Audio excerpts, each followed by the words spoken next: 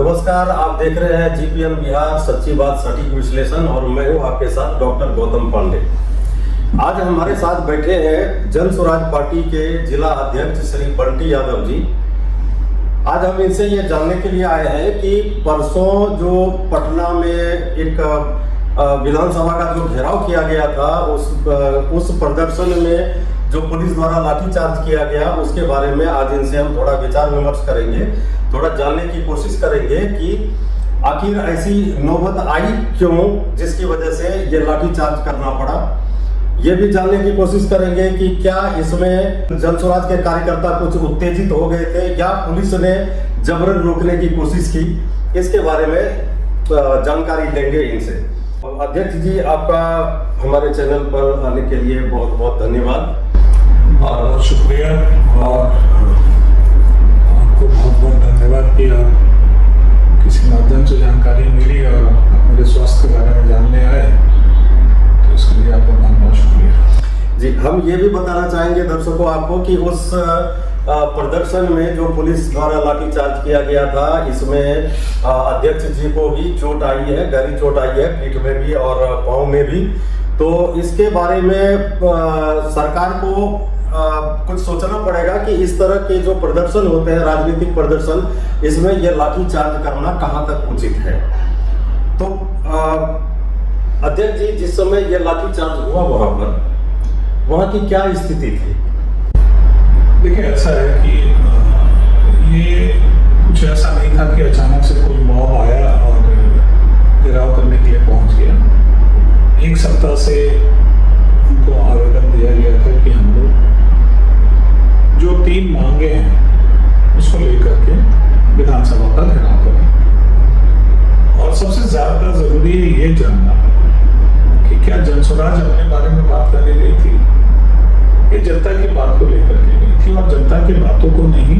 जन स्वराज ने ऐसा कुछ नहीं वादा किया था, ये वादा सरकार द्वारा की गई थी कि वो जो जातीय जनगणना सरकार द्वारा कराया गया था उसका उद्देश्य क्या था, ये समझने की आवश्यकता है। तो जातीय जनगणना का उद्देश्य ये था कि हमारे समाज में जो पीछे रह गए, चाहे किसी भी जात से हैं, चाहे अगड़ी से हैं या पिछड़ी जाति, जो आर्थिक तौर पे पीछे रह गए हैं, उनका एक सर्वेक्षण हुआ और उसमें पाया गया कि 94 लाख परिवार ऐसे हैं बिहार में जो रोजी रोटी के लिए भी तरस रहे हैं। और मुख्यमंत्री जी ने इस जनगणना के बाद, जातीय जनगणना के बाद विधानसभा के पटल पे आके उन्होंने जब ये रिपोर्ट आया तो उन्होंने कहा था कि 94 लाख परिवार ऐसे चिन्हित हुए हैं जिनको 2 लाख रुपए सरकार की तरफ से मदद दी जाएगी बाद में, जातीय जनगणना के बाद। लेकिन आज तक किसी भी परिवार को इसका लाभ नहीं मिला। तो ये सरकार की नीति थी और हमारा पहला प्रश्न ये था कि जो आपने 94 लाख परिवारों का चिन्हित करके बताया कि इनको देंगे राशि 2 लाख रुपए जो किस्तों में मिल रही थी, वो राशि नहीं मिली। पहली मांग ये थी। दूसरी मांग ये थी कि जो भूमिहीन है उनको 3 डिसमिल जमीन देने की बात हुई। कई जगहों पे जमीन दी गई, 3 डिसमिल जमीन के नाम पे उनको पर्चा दिया गया। और आप अगर सर्वेक्षण करा लें जिन जगहों पे जमीन का पर्चा दिया गया, वहाँ के स्थानीय जमींदारों का जो जमीन डिस्प्यूटेड था, उनकी जमीन का पर्चा दे दिया गया ऐसे करीब। अच्छा, तो एक आपने विवाद वहां पैदा कर दिया, पर्चा दिया लेकिन जमीन पे हक नहीं दिया, क्योंकि आज भी वो जमीन वहां के जमींदारों के हक में है, जिसका आपने निदान नहीं किया बल्कि उसको डिस्प्यूट में और फंसा दिया तरह से। आप बिल्कुल। तीसरी मांग थी कि अभी सर्वे के नाम पे, सर्वे के नाम पे जो लूट मचा हुआ है, तो चाहिए तो ब्लॉक में बंटवारा नामा बनाने के नाम पे या जमीन की रसीद काटने के बिल्कुल, या कई ऐसे दाखिल खारिज है जो सदियों से नहीं कराया था लोगों ने, उसके नाम पे व्यापक भ्रष्टाचार फैला हुआ है। 10,000 से नीचे वोटेशन नहीं होता है, रसीद काटने के नाम पे पैसा लिया जाता है। तो इन 3 मांगों को लेके एक शांतिपूर्ण प्रदर्शन जो हमारे सूत्रधार प्रशांत जी के नेतृत्व में हम लोग चाह रहे थे, लेकिन हम लोगों को रोका गया और बगैर बात के, बगैर किसी आप कह सकते हैं कि सूचना के लाठीचार्ज किया गया और उस लाठीचार्ज में हमारी कई महिलाएं बहन थी, वो घायल हुई, कई लोग सर फट गए।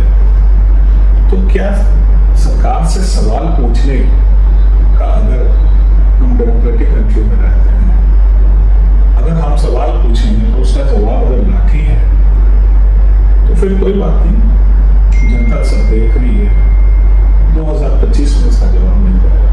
जी ये तो ठीक है, लेकिन खबर ये भी चल रही है कि आप लोग जा रहे थे विधानसभा का घेराव करने के लिए जी, और विधानसभा में अभी विधानसभा का कार्यक्रम अभी चल रहा है वहाँ पर। जी। तो खबर ये चल रही है कि इसके लिए परमिशन नहीं दी गई थी लोकल प्रशासन से कि हम फलाने डेट को फलाने समय में हम जा रहे हैं विधानसभा का घेराव करने, क्योंकि जो विधानसभा का जो एरिया है वो एरिया प्रतिबंधित एरिया है ऐसे कार्यक्रमों के लिए। तो क्या ये सही है कि आप लोगों ने इसके लिए परमिशन नहीं ली थी और ऐसे ही कार्यकर्ता को लेके चले गए वहाँ? देखिए, परमिशन कोई हम धरना प्रदर्शन करने नहीं जा रहे थे, हम धरना पे बैठने नहीं जा रहे थे, हमें ज्ञापन देने जा रहे थे। और हमारे साथ प्रशांत किशोर जी के नेतृत्व में हमारे जनसुराज के साथी थे, तो ज्ञापन देने के लिए अगर जा रहे थे और इसकी सूचना 1 सप्ताह पहले से दी जा रही थी। अब आपकी मंशा ये है कि हम तो आपको परमिशन देंगे ही नहीं, अगर आप परमिशन नहीं देंगे तो फिर क्या करें, जनता क्या करे? आप ही बताइए कि अगर आप कह रहे हैं कि प्रतिबंधित एरिया है तो उस एरिया से तो लोग को जाना ही नहीं दीजिए, आप बंद कर दीजिए, वहां से मुख्यमंत्री जाए आए। लेकिन मेरी जो जानकारी है इसके हिसाब से लगभग 2000 आदमी थे उस आप लोगों के साथ में। तो ज्ञापन अगर देने की बात थी तो 2, 4, 5 आदमी 10 आदमी जाके ज्ञापन देते। अगर आप ये लेके जा रहे हैं तो ये एक तरह से जुलूस है ये, अगर ये बात सही है। ये इंफॉर्मेशन दिया गया था पहले भी जी कि हमारे साथ हमारे जो कार्यकर्ता है वो रहेंगे और जनसुराज में आज जो इस मुहिम के तहत लोग जोड़े जा रहे हैं उनको उनकी उत्साह जो है वो कम नहीं होती। जब प्रशांत जी रोड पे उतरते हैं तो उनकी उत्साह तो अपने आप में देखने लायक होती है। तो हम वहाँ गिनती करके थोड़ी जाते कि भैया 5 आदमी इसमें से चलो। अगर अब जनता की बात है और हमारे कार्यकर्ता हमारे साथ जा रहे हैं तो हम उसको मना तो कर नहीं सकते। लेकिन फिर भी सर इतनी बड़ी संख्या में लेके जा रहे हैं तो प्रशासन से परमिशन तो जरूरी होता है। परमिशन भाई हम नहीं आ रहे थे, फिर भी चलने का परमिशन अगर अब लेना पड़ेगा तब तो फिर बिहार में देखना पड़ेगा कि किस रोड पे जाना है नहीं जाना है, एक रूट में तैयार करना पड़ेगा फिर तो जनता को कि भाई इस रोड से अब जाना ही नहीं है। तो इस तरह से अगर सरकार चलेगी तब तो भगवान मालिक है भाई। तो आपको क्या लगता है कि पुलिस ने जानबूझकर आप लोगों को निशाना बनाया, लाठीचार्ज की, या इसमें सरकार की रजामंदी थी, ऊपर से आदेश आया था कि लाठी चलाओ, कुछ इस तरह की बात? देखिए, पुलिस की जहाँ तक बात है मुझे ये बात बताइए, अगर आप हमसे ये पूछ रहे हैं कि आपने परमिशन दिया था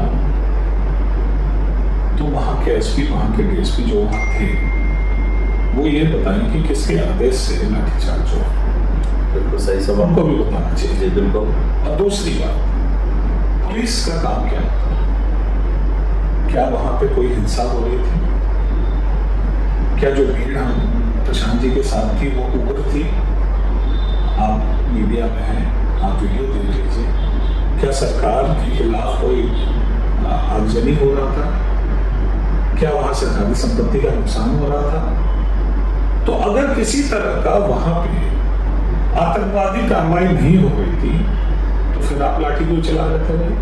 और किसके परमिशन से आपने चला?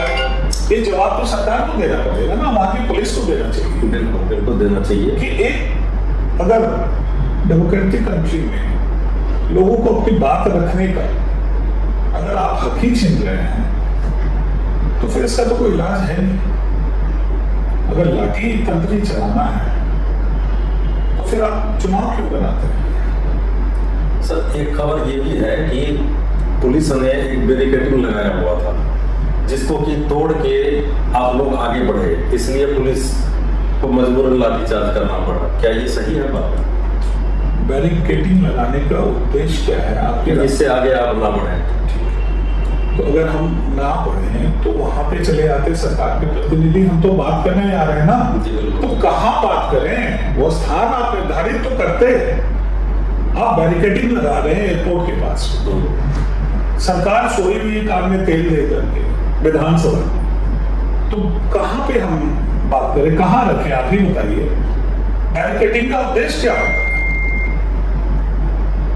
आप हमें बैरिकेड कर रहे हैं ना, तो आप मिलने नहीं देना चाह रहे हैं, तो हम बात किसको रखते हैं? प्रशांत जी क्या रोड पे जाकर के वो पर्चा बांटने लगते जो वो देने जा रहे थे? तो ये बेतुकी बात है। ये न्यूज में आ रही है कि हम लोगों ने कुछ ऐसा किया, तो एक वीडियो लाए, सरकार जारी करे कि हम लोगों ने कहां पे तोड़फोड़ किया, जिसके रिटेलिएशन में पुलिस ने लाठीचार्ज किया।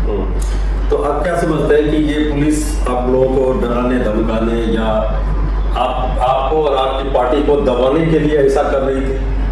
देखिए, पुलिस की बात क्या करे, पुलिस तो मजबूर है। ये आदेश तो कोई डीएसपी लेवल का ले नहीं सकता है। बिल्कुल। तो ये तो पुलिस की मजबूरी है। और जहां तक दबाने की बात है, वो जनसुराज है। ये आग, ये तूफान, ये दबने वाला नहीं है। और 2-4 लाठी और 10 लाठी मार करके पुलिस चाहती है कि इसको दबा दे, तो ये पॉसिबल है, नेक्स्ट टू इम्पॉसिबल है। ये सलाह रुकने वाला नहीं है। पुलिस ने प्रशांत किशोर जी समेत हजारों लोगों के ऊपर FIR किया है। अब आपका अगला कदम क्या होगा? इस FIR के मुताबिक FIR एक कानूनी प्रक्रिया है और हमारे पास कानूनविद हैं, वो उनका जवाब उस तरह से देंगे। अगर वो कानून के लहजे में समझेंगे तो कानून के लहजे में समझाएंगे। FIR होगा तो कौन सी बड़ी बात हो गई है? लोगों ने डकैती तो नहीं किया है। सही बात है, सही बात है। तो इस अब आपका अगला कदम क्या होगा? अगला कदम तो बता दिया है, क्योंकि आप देखे होंगे कि वहाँ पे मुख्य सचिव के द्वारा मैसेज दिया गया कि अगले 7 दिनों के अंदर में वो उसका जवाब देंगे पटल पे आके। और अगर जवाब नहीं देंगे तो आगे की रणनीति जो है हमारे सूत्रधार प्रशांत जी जो तय करेंगे। उनके साथ पूरे बिहार की जनता है, तो बिहार के कार्यकर्ता है। तो आपको क्या लगता है कि ये जो घटनाक्रम जो घटी है अभी, इससे जनसुराज पार्टी को एक राजनीतिक फायदा मिला और भविष्य में आने वाले चुनाव में ये जो इस तरह की जो भीड़ है जो अभी आपके सपोर्ट में है, ये वोट में तब्दील हो पाएगा आपके वोट में? देखिए, इस तरह की सोच के साथ कोई कार्यक्रम नहीं होता कि राजनीतिक फायदा होगा। हम किसकी बात लेके गए थे? हम जनता की बात लेके गए थे, जनता के लिए गए थे। और जनता को अगर ये समझ में आएगा कि जनसुराज उनकी मांगों के साथ है, उनके दुख में, उनके हक के लिए लड़ने के लिए तैयार है, तो निश्चित रूप में वो जनसुराज के साथ खड़ी नजर आएगी। और आपको 2025 में ये देखने को मिलेगा असेंबली इलेक्शन में कि जनता किस तरफ है। आपको नहीं लगता कि प्रशांत किशोर जी जिस हिसाब से उग्र हुए उसमें, जो पुलिस के ऊपर जो भी उन्होंने अपना रोष व्यक्त किया, एक इस लेवल के नेता को जो अभी निश्चित रूप से न सिर्फ बिहार में बल्कि मैं ये कह सकता हूँ कि पूरे भारत में अभी ये हाई लेवल के लीडर हैं, ये अभी इस तरह से उनको उग्र नहीं होना चाहिए था। ये नहीं लगता आपको? क्योंकि इससे उनकी भी थोड़ी छवि पर असर पड़ता है कि ये मतलब क्या कर रहे हैं। आपके अनुसार तो वो घायल होते अपने कार्यकर्ताओं को खून बहते देख करके प्रशांत जी लड्डू लेके आते हैं, वहाँ के डीएसपी साहब बोलते कि भैया खा लीजिए क्योंकि हम तो नेतागिरी कर रहे हैं। ये तो वही करना चाहिए था ना।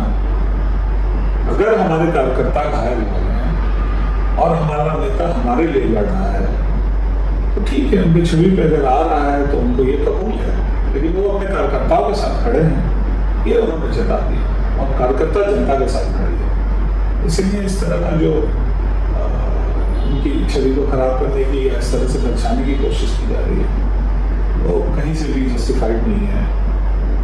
एक कार्यकर्ता उनके सामने गिर रहा है, उसके सर से खून जा रहा है और वो व्यक्ति उग्र ना होकर के मिठाई बांटे, तो ये शांति से तो ये उम्मीद नहीं है। जैसे बात है, तो इस तरह का जो कार्यक्रम है आपका, अभी ये जो FIR हुआ या लाठी डंडा चला वहाँ पर, इसके खिलाफ कोई दोबारा कोई और प्रदर्शन वगैरह करने की योजना है आपकी, धरना प्रदर्शन या कुछ इस तरह से? ऐसा कोई दिशा निर्देश अभी आया नहीं है, क्योंकि परसों की ये घटना है और जो इसके लिए स्ट्रेटेजी बनाई जाएगी जिस तरह से आएगी तो हम उस पर अमल करेंगे।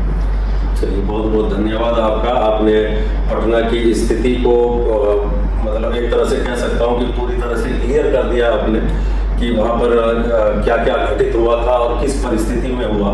अच्छा, ये जो आपको जो चोट लगी, आपके ऊपर जो लाठी चलाया गया, तो क्या आप कहीं एक जगह पर खड़े थे या नारेबाजी में शामिल थे? कैसे पुलिस आ गई आपके पास? पीछे खड़ा था, प्रशांत जी के पीछे खड़ा था। अच्छा, पुलिस को लगा कि शायद ये सॉफ्ट टारगेट है तो कहीं ऐसा तो नहीं है कि पुलिस प्रशांत जी पर ही प्रहार करना चाह रही थी जो आपको बिल्कुल वो तो इंटेंशन ही उनका गलत था। अच्छा, तो टारगेट करना चाह रहे थे, लेकिन अभी हिम्मत नहीं जुटा पाए हैं क्योंकि प्रशांत जी सच्चाई के साथ खड़े हैं और वो पुलिस वाला भी भीतर से जानता है कि आदमी किसके लिए लड़ रहा है। वो बिहार की अस्मिता के लिए लड़ रहा है, बिहारियों के लिए लड़ रहा है, इसलिए वो हिम्मत अभी नहीं जुटा पाए और भविष्य में भी नहीं जुटा पाएंगे क्योंकि ईमानदार प्रयास प्रशांत जी द्वारा हो रहा है। उसको टुकराने की जो है वो हिम्मत अभी पुलिस में नहीं है। चलिए, बहुत बहुत धन्यवाद। तो देखा अभी आपने, अध्यक्ष जी ने हर एक बात को क्लियर कर दिया। अब सोचना आपको है और सोचकर आप अपनी राय भी कमेंट में जरूर दें कि क्या इस तरह की पुलिसिया कार्रवाई एक राजनीतिक पार्टी पर जो जनता के लिए लड़ रही है उसके ऊपर ये करना क्या उचित था? हाँ या ना में आप जवाब दें, अपनी राय। और भी अगर कुछ आप लिखना चाहें तो कमेंट बॉक्स में जरूर लिखें। और फिलहाल के लिए मैं आपका बहुत बहुत शुक्रगुजार हूँ अध्यक्ष जी, और हम आगे की जानकारी आपसे बीच बीच में लेते रहेंगे। आप स्वागत है।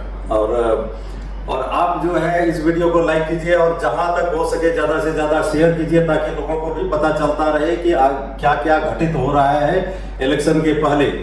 तो वीडियो को लाइक कीजिए, शेयर कीजिए और चैनल को सब्सक्राइब करना ना भूलें। Thank you very much. Thank you sir.